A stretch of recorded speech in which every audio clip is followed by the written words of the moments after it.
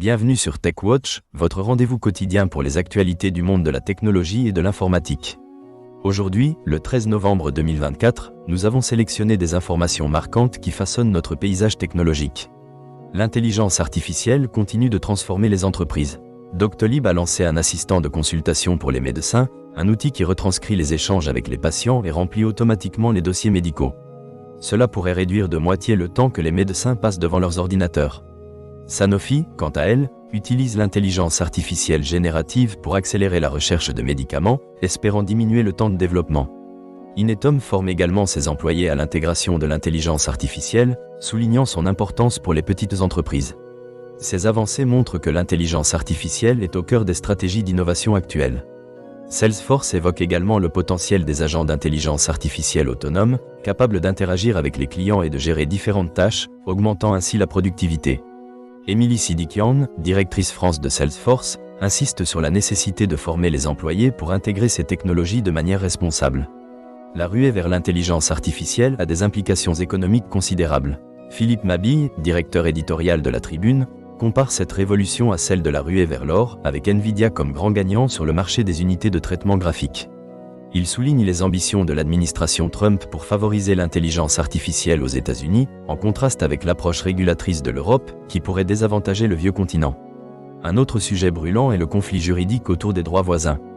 Plusieurs grands journaux français poursuivent X, anciennement connu sous le nom de Twitter, pour l'utilisation non rémunérée de leur contenu, illustrant les tensions entre la presse et les géants du numérique. Nintendo opère un virage stratégique en développant des films et des parcs d'attractions pour élargir son public. Ce changement vise à tirer parti de personnages emblématiques comme Mario et Zelda. En ce qui concerne les crypto-monnaies, le Bitcoin a vu son cours grimper à plus de 85 000 $.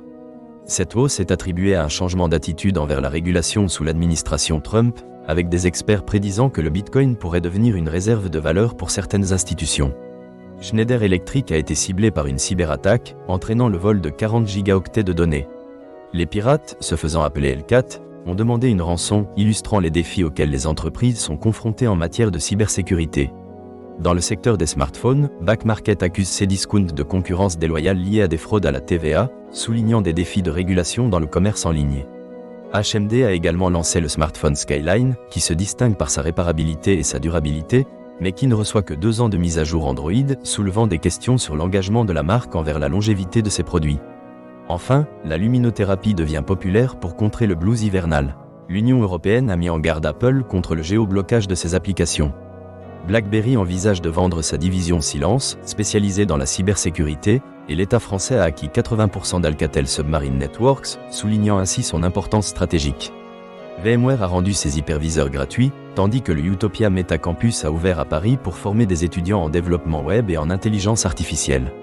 Amazon a également subi une cyberattaque compromettant des données d'employés, mettant en lumière les risques croissants liés aux cyberattaques. Merci de votre attention et rendez-vous demain pour d'autres nouvelles passionnantes.